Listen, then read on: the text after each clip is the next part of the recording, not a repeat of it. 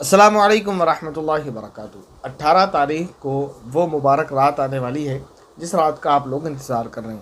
لیکن اس رات کے تعلق سے چند باتیں آپ کو بتانا ہے، چند خرابیاں لوگوں میں پھیلی ہوئی ہیں ان سے دور کرنا ہے۔ یہ وہ رات ہے کہ اس کے تعلق سے بعض لوگوں کا نظریہ یہ ہے کہ انہوں نے اس کو من گھڑت اور یوں کہہ دیا کہ اس کی کوئی اصل ہی نہیں ہے، یہ کہیں سے ثابت نہیں ہے۔ ایک طبقہ تو یہ ہو گیا۔ ایک طبقہ وہ ہے کہ جو اس رات کو مانتے تو ہیں لیکن جو اس کی حد ہے وہ اس سے بھی بڑھائے ہوئے ہیں، اور طرح طرح کی بدعات اور خرافات انہوں نے اس میں ایجاد کر رکھی ہے۔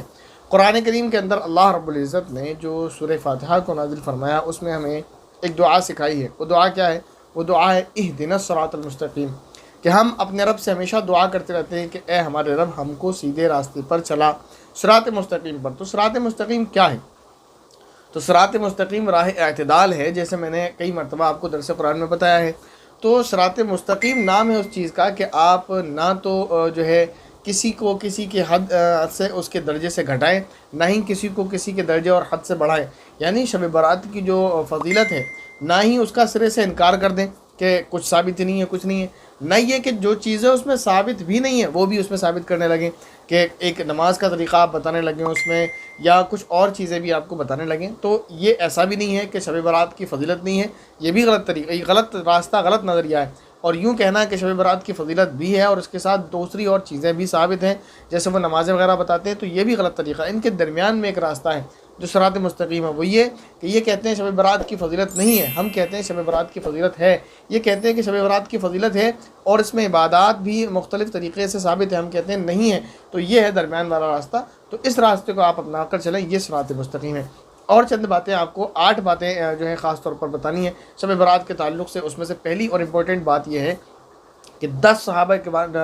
کرام رضوان اللہ علیہ مجمعین سے شب برات کی فضیلت کے تعلق سے احادیث مروی ہیں، یعنی 10 صحابہ کرام نے شب برات کی فضیلت کو بیان کیا ہے۔ ان میں سے بعض احادیث اگرچہ سند کے اعتبار سے ضعیف ہیں، لیکن محدثین کا اس بارے میں اور فقہاء کا یہ فیصلہ ہے کہ ایک تو یہ بات کہ جب ایک روایت سند کے اعتبار سے کمزور ہو اور اس پر بہت سی احادیث جمع ہو جائیں، دوسری اور احادیث سے اس کی تائید ہو جائے، تو پھر اس یعنی جو ضعف ہے اس کا وہ دور ہو جاتا ہے اور اس کی کمزوری ختم ہو جاتی ہے۔ دوسری بات یہ کہ حضرات محدثین اور فقہاء کا یہ فیصلہ ہے کہ ضعیف روایات، ضعیف احادیث فضائل کے باب میں قابل اعتبار سمجھی جاتی ہیں، لہذا شب برات کے متعلق جو روایت یعنی جو احادیث وارد ہوئی ہیں اس کی فضیلت میں اس کا اعتبار کیا جائے گا اور ان احادیث کو معتبر سمجھا جائے گا۔ تیسری بات یہ ہے فن رجال کے یہ جو ہے وہ بات بھی ہو گئی کہ سامنے والا اگر اعتراض کرے تو اس کا جواب ہے چند باتیں جو کی جا رہی ہیں کہ فن رجال کے جو محققین و علماء گزرے ہیں انہوں نے شب برات کے متعلق جو بہت ساری روایات آئی ہیں ان کو صحیح قرار دیا ہے۔ ان میں سے اعلیٰ پائے کے محقق جو ہیں علامہ نور الدین الہیثمی ہیں رحمہ اللہ۔ ان کے علاوہ بھی دیگر محققین علماء نے جو اپنے زمانے کے نامور علماء گزرے ہیں انہوں نے بھی شب برات کی فضیلت کے متعلق جو احادیث وارد ہوئی ہیں ان میں سے بعض کو صحیح اور بعض کو حسن درجے کی قرار دیا ہے۔ لہذا یوں کہنا کہ شب برات کی فضیلت کے تعلق سے سب روایت ضعیف ہیں، یا یوں کہنا کہ شب برات کے جو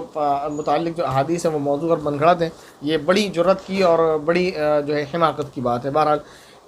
چوتھی بات یہ ہے کہ نفلی عبادات تنہائی میں افضل ہوتی ہیں، یعنی اس کو آپ اپنے گھر میں تنہائی میں اکیلے میں ہو سکے ادا کریں، لہذا شب برات کی عبادت کا ابھی گھر میں خاموشی کے ساتھ اہتمام کرنا چاہیے۔ نہیں ہے کہ آپ مسجدوں میں چلے جائیں، مسجدوں کو سجانے لگے، مسجدوں میں اکٹھا ہوں اور اعلان ہونے لگے، تو یہ طریقہ درست نہیں ہے کہ اس طریقے سے آپ لوگوں کو اکٹھا کریں۔ اور ایک بات یہ کہ اس رات میں عبادت کا کوئی خاص طریقہ نہیں ہے، ہر شخص کو اپنے طور پر جیسے وہ چاہے نفل پڑھے، تہجد پڑھے، نمازیں پڑھے، صلاۃ التسبیح پڑھ لے اور دوسری عبادات کر لے، ذکر و اذکار کر لے، لیکن صلاۃ التسبیح پڑھ لے تو بہتر ہے، اس لیے کہ عام طور پر آدمی کیونکہ صلاۃ التسبیح کے پڑھنے میں وقت زیادہ لگتا ہے تو نہیں پڑھ پاتا ہے، تو صلاۃ التسبیح اس رات ہی میں پڑھ لے۔ اور جن کو صلاۃ التسبیح کا طریقہ معلوم نہیں ہے یا ڈاؤٹ ہے تو وہ کمنٹ کر دیں انشاءاللہ۔ اگر آپ کمنٹ کریں گے تو صلاۃ التسبیح کا طریقہ آپ کو انشاءاللہ جلدی ہی بتا دیا جائے گا اس رات کے آنے سے پہلے تو صلاۃ التسبیح پڑھ لے۔ کوئی خاص عبادت نہیں ہے کہ آپ کو اس طریقے سے عبادت کرنا ہے، اور وہ جو ایک 100 رکعت والی نفل نماز بیان کی جاتی ہے اس کا ایک مختلف جو ہے طریقہ اس کا بیان کیا جاتا ہے تمامی نمازوں سے ہٹ کر، کہ اس میں اتنے مرتبہ یہ صورت پڑھنا اور یہ پڑھنا، ایسا کچھ بھی ثابت نہیں اور ایسی کوئی بھی 100 رکعت نفل نماز ثابت نہیں ہے۔ دوسری بات یہ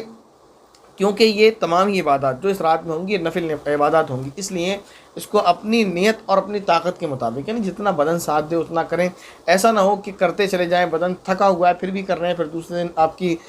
ملازمت یعنی جہاں آپ جاب کر رہے ہیں وہاں کی چھٹی آپ کو کرنا پڑے، تو یہ طریقہ درست نہیں ہے کہ آپ کے کام کاج کا نقصان ہو جائے، کیونکہ یہ نفل عبادت ہے۔ تو نفل کے چکر میں آپ ایسا نقصان نہ کریں، جتنا آپ کا بدن ساتھ دے آپ کو اتنی ہی آپ عبادت کریں۔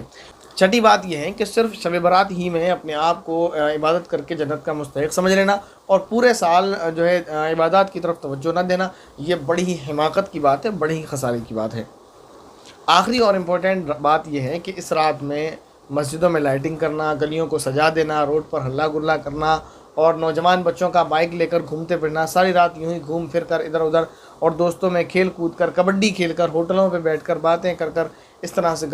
گزار دینا، یہ بہت ہی حماقت کی بات ہے۔ اس سے بہتر یہ ہے کہ بندہ سوتا رہے۔ یہ کام کرنا کہ آپ بائک لے کر راتوں کو روڈ پر نکل جائیں اور ایک دوسرے دوستوں سے ملنے جا رہے ہیں، اس کے گھر جا رہے ہیں اور ایک پارٹی سی ہو رہی ہے، پھر ہوٹل پر 4 دوست بیٹھ کر چائے کافی جو ان کو اچھا لگتا ہے وہ چل رہا ہے، تو اس طرح سے نہ کریں۔ اس سے بہتر تو یہ ہے کہ رات کو پھر سو جائیں۔ اور یہ چند باتیں تھیں جو شب برات کے تعلق سے آپ کو بیان کی گئی ہیں۔ باقی جو میں نے بتا دیا آپ کو، اس رات میں کوئی خاص عبادت کا طریقہ نہیں ہے۔ ہاں البتہ صلاۃ و تسبیح اگر آپ پڑھنا چاہیں تو پڑھ سکتے ہیں، اور اس کا طریقہ انشاءاللہ جلدی ہی آپ کو بتا دیا جائے گا۔ السلام علیکم ورحمۃ اللہ وبرکاتہ۔